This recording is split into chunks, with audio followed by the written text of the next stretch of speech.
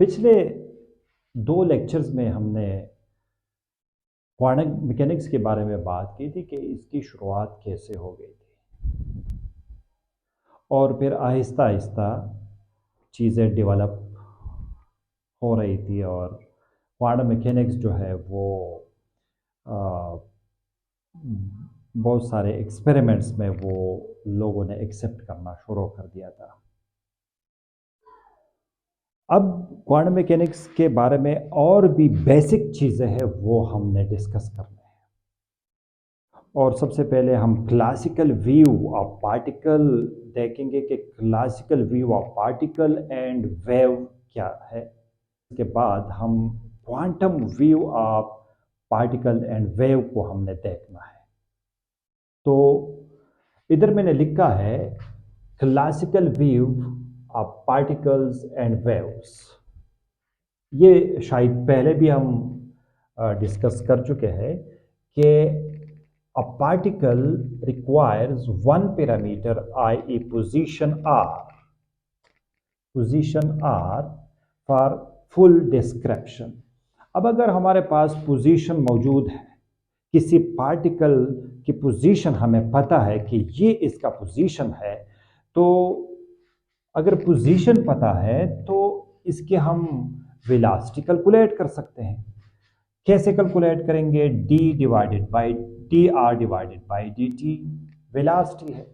अगर वेलोसिटी हमें पता चल गया तो इसकी एक्सेलरेशन हम निकाल सकते हैं D V divided by D T.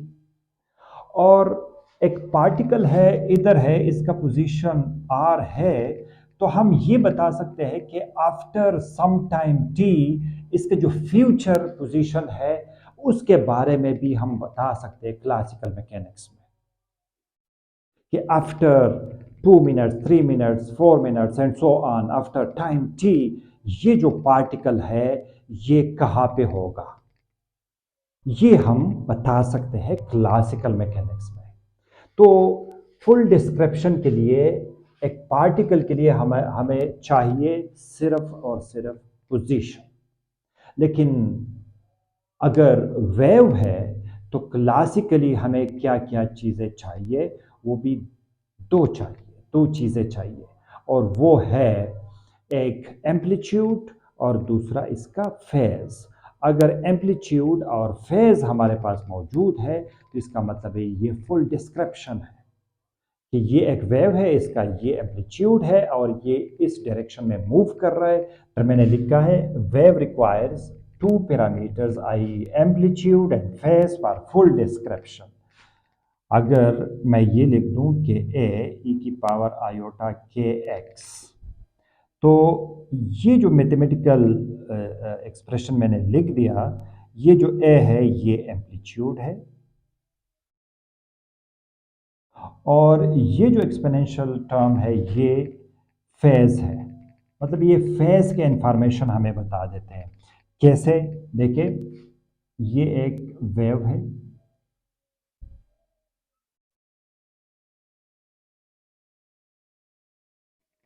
यहाँ पे अगर आप लोग देखें तो इस वेव में हमें चाहिए ये चीज़, ये चीज़, ये सारी चीज़ें क्या है? दिस इज एम्पलीट्यूड, कि इस वेव का एम्पलीट्यूड क्या है और ये वेव इस डायरेक्शन में जा रहा है तो इसका जो फेज है वो क्या है। तो दो चीज़ें हमें चाहिए एक वेव को रिप्रेजेंट करने के लिए क्लासिकली। ये तो बात हो गई ख़त्म। अब आते हैं दूसरी तरफ, quantum view of particles and waves. अब क्वांटम मैकेनिकली हम पार्टिकल को कैसे देखेंगे, हम वेव को कैसे देखेंगे? तो इसका जवाब ये है कि क्वांटम मैकेनिक्स में जो माइक्रोस्कोपिक सिस्टम्स होते हैं, माइक्रोस्कोपिक पार्टिकल्स होते हैं, ये तो पेवरली पार्टिकल्स भी नहीं होते और पेवरली वेव्स भी नहीं होते। अब यहाँ पे बात चेंज हो जाती है। क्वांटम मैकेनिक्स में जब आप आ जाते हैं तो फिर एक क्वांटम पार्टिकल कभी वेव का बिहेवियर आपको दे देता है, कभी आपको पार्टिकल नेचर बता देता है। तो यहाँ पे जो कन्फ्यूजन है और क्वांटम मैकेनिक्स को लोग समझने में फिर थोड़ा सा मुश्किल हो जाते हैं, और वो ये पॉइंट है कि कभी तो पार्टिकल नेचर आपको मिलता है, कभी वेव नेचर मिलता है, और इसको फिर कहते हैं कंप्लीमेंटेरिटी। ये बहुत इंपॉर्टेंट पॉइंट है, कंप्लीमेंटेरिटी। कंप्लीमेंटेरिटी ये क्या चीज़ है, इसको हमने देखना है कि कंप्लीमेंटेरिटी है क्या चीज़।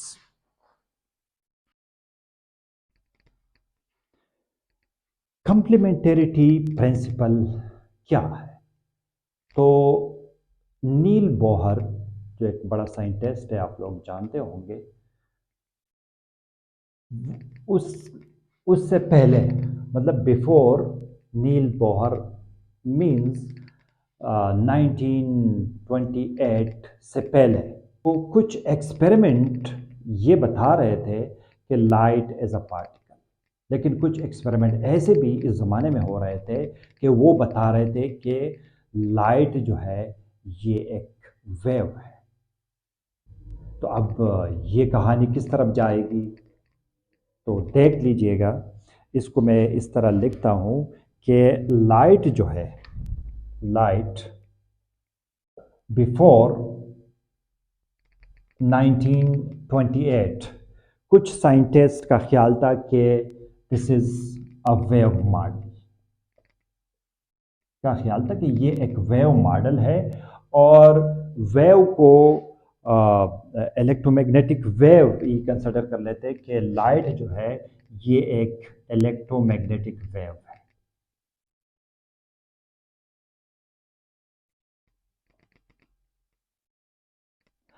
और ये क्यों कह रहे थे कि लाइट जो है ये वेव है? वो कुछ एक्सपेरिमेंट हो गए थे, और उससे ये अंदाज़ा लगा रहे थे कि इंटरफेरेंस जो है, इंटरफेरेंस ये बता रहा है कि लाइट जो है ये एक वेव नेचर है। और दूसरा है डाइफ्रैक्शन।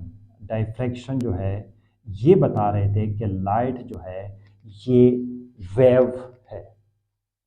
लेकिन कुछ साइंटिस्ट ऐसे थे कि वो कह रहे थे कि नहीं, लाइट जो है एक पार्टिकल मॉडल, पार्टिकल मॉडल अगर मैं कह दूं तो पार्टिकल मॉडल ही कह दे, इसको अगर मैं कह दूं पार्टिकल मॉडल।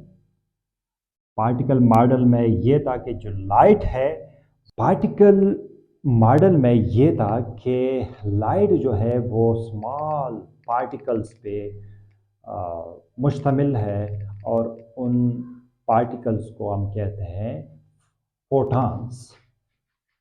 फोटॉन्स। अच्छा, और ये क्यों कह रहे थे? क्योंकि उस ज़माने में दो एक्सपेरिमेंट हो गए थे। एक था photo electric effect, photo electric effect, जिस पर आइंस्टाइन ने नोबेल प्राइज़ भी जीता था, और दूसरा था Compton effect.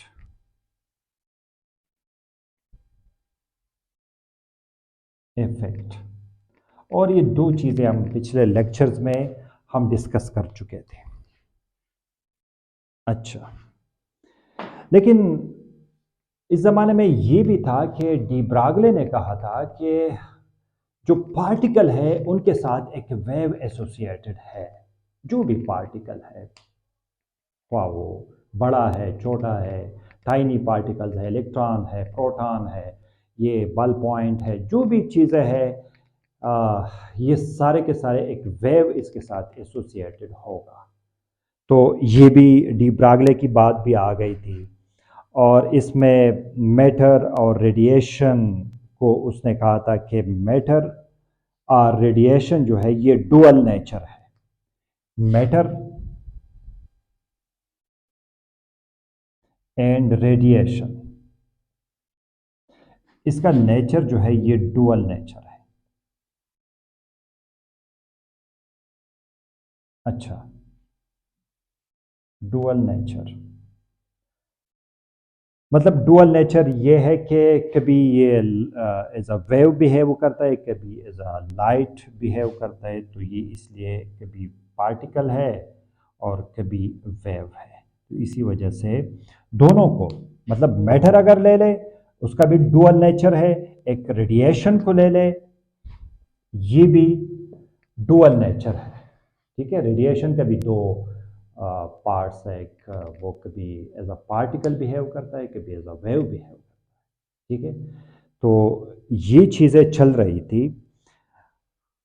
According to complementarity principle, wave and particle nature of radiation and matter are not contradictory. According to this complementarity principle, देखिए इसको मैं लिख देता हूं, according to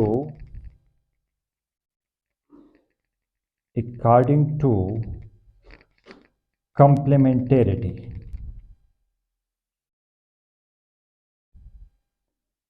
principle,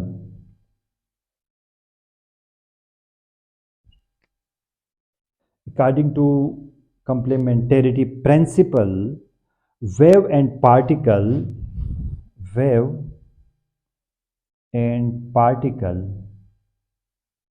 nature are not contradictory,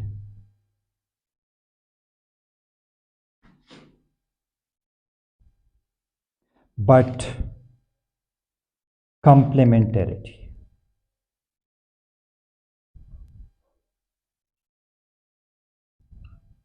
अब दो चीजें आ गई, एक हमारे पास एक वर्ड आ गया वो है कंट्राडिक्टरी, और दूसरा आ गया कॉम्प्लीमेंटरी। इसको कॉम्प्लीमेंटरी अगर मैं कह दूं तो ज़्यादा बेहतर है, ये कॉम्प्लीमेंटरी कॉम्प्लीमेंटरी।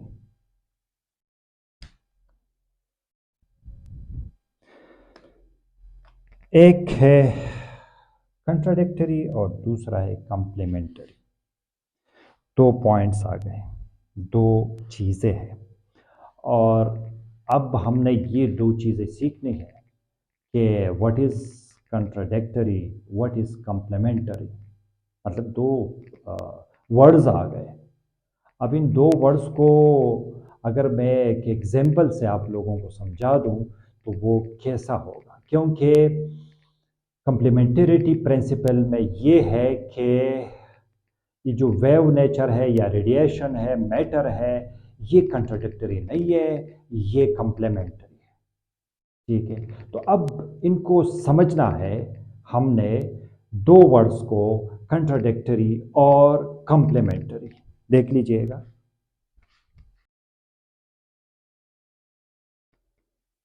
ये है दो वर्ड्स, कंट्राडिक्टरी एंड कॉम्प्लीमेंटरी। देखिए मैं एक एग्जांपल दे देता हूं। यहां पे एक बॉक्स है, ठीक है, एक बॉक्स पड़ा हुआ है, इधर एक बॉक्स पड़ा हुआ है, और इधर से एक ऑब्जर्वर है, इसको देख रहा है, और इधर से भी एक ऑब्जर्वर है, इसको देख रहा है। इधर जो ऑब्जर्वर है इसको देख रहे हैं, और इधर भी एक ऑब्जर्वर है जो little bit different from this, ये इसको देख रहे हैं, इस बॉक्स को। ये जो ऑब्जर्वर है, ये जो ऑब्जर्वर है, according to this the box is hollow. ये ऑब्जर्वर कह रहे हैं कि ये हॉलो है, और ये जो ऑब्जर्वर है ये कह रहे हैं according to this observer it is a solid one. अब एक बॉक्स है, पड़ा हुआ है, एक कह रहा है कि ये हॉलो है, ठीक है, और दूसरा कह रहा है कि नहीं ये एक सॉलिड है। अब दोनों में से एक बात तो सही होगी, या तो ये हॉलो होगा या सॉलिड होगा। तो यहाँ पे जो पॉइंट आ जाता है वो पॉइंट ये है कि कंट्राडिक्शन है, इन दोनों के दरमियान एक इख्तिलाफ है। तो ये एक एग्जाम्पल हो गया कंट्राडिक्टरी का, मतलब या तो ये हॉलो होगा या एक सॉलिड होगा। तो इनके दरमियान एक इख्तिलाफ मौजूद है, या तो ये सॉलिड हो सकता है या हॉलो हो सकता है, दोनों में से एक बात सही होगी। अब कंप्लीमेंटेरिटी का क्या एग्जाम्पल है? कंप्लीमेंटेरिटी का एग्जाम्पल अगर हम ये दे दें कि फ़र्ज़ कर ले मेरे पास एक सिलेंडर है और इस सिलेंडर का जो रेडियस है वो आर है, और इस सिलेंडर का जो हाइट है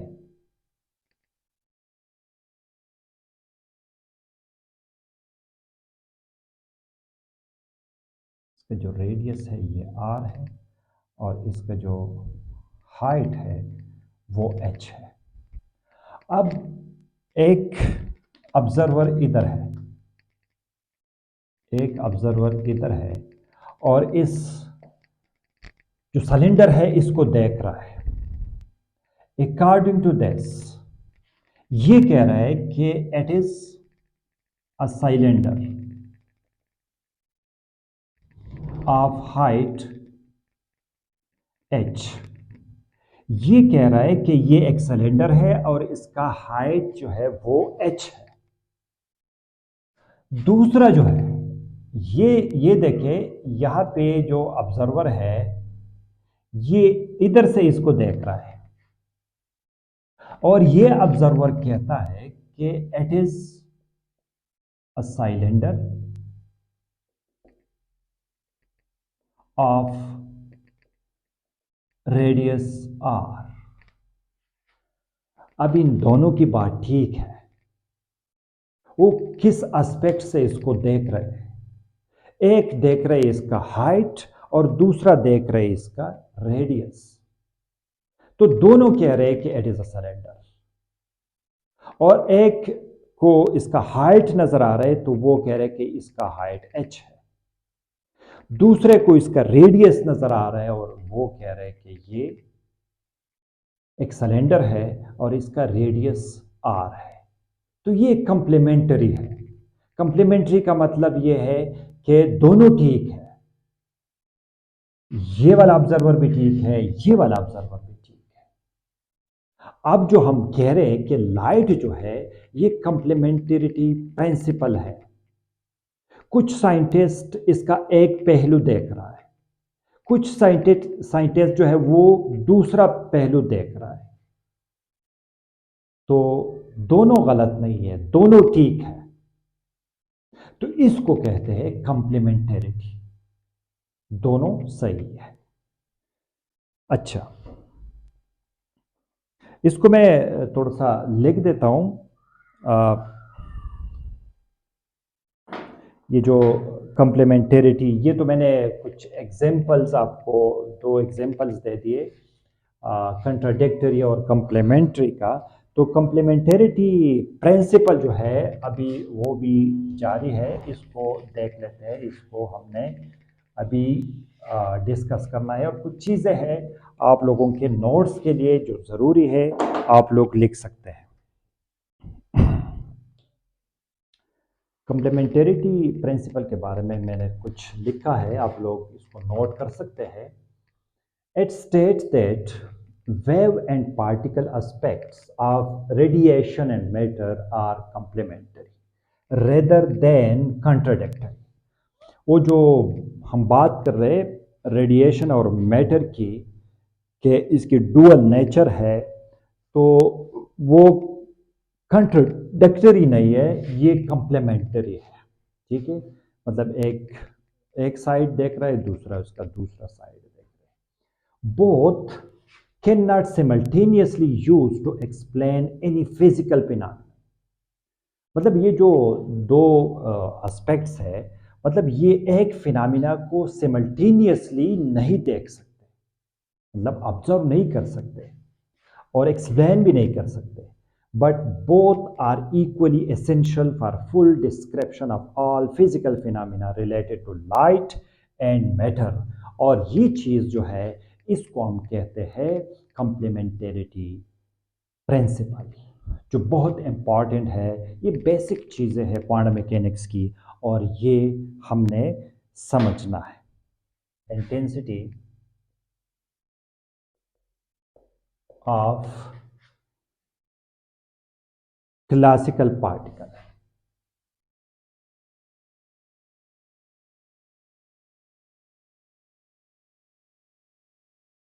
मतलब इंटेंसिटी हम कैसे बाय डेफिनेशन, देखिए साई एप्सलूट जो वेव फंक्शन अगर हम लिखना चाहे तो psi one absolute square, psi two absolute square. तो ये आई जो है ये बराबर है I one plus I to.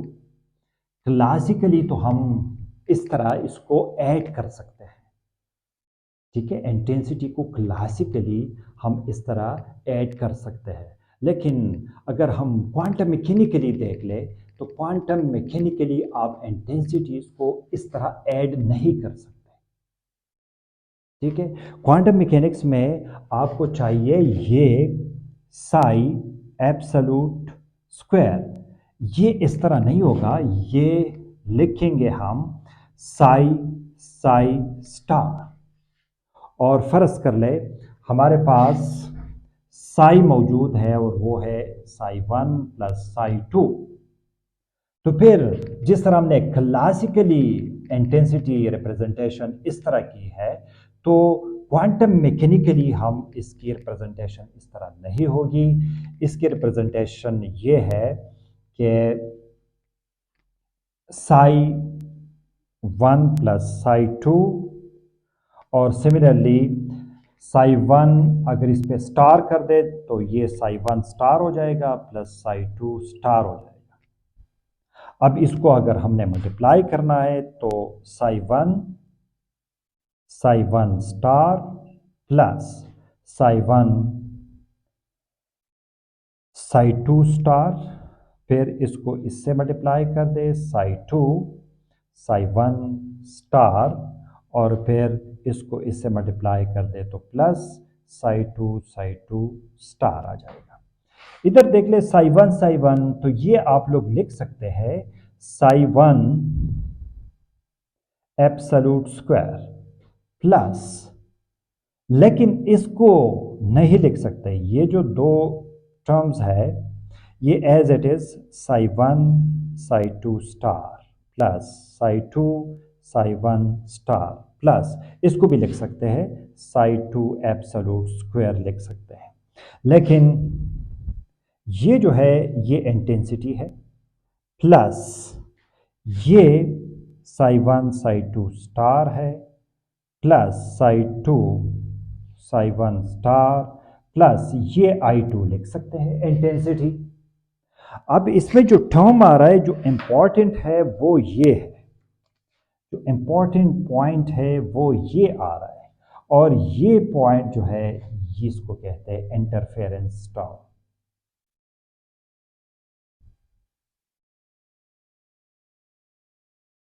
Interference भी हो रहा है, जिस तरह हमने डिस्कस किया था लास्ट लेक्चर में डबल स्लिट एक्सपेरिमेंट में, कि अगर इलेक्ट्रॉन भी जा रहे हैं तो वो भी क्वांटम इंटरफेरेंस हो रही है, ठीक है। तो ये जो इंटरफेरेंस टर्म आ रहा है ये इधर से मैथमेटिकली आपको इस तरह शो हो रहा है कि यहाँ भी एक क्वांटम इंटरफेरेंस आ रहा है। तो क्लासिकल व्यू, अगर आप क्लासिकली देख ले इंटेंसिटी को किस तरह ऐड करते हैं और क्वांटम मैकेनिकली इंटेंसिटी को ऐड करते हैं, तो यहाँ पे ये क्लासिकल और क्वांटम मैकेनिक्स के रास्ते अलग अलग हो जाते हैं, ठीक है।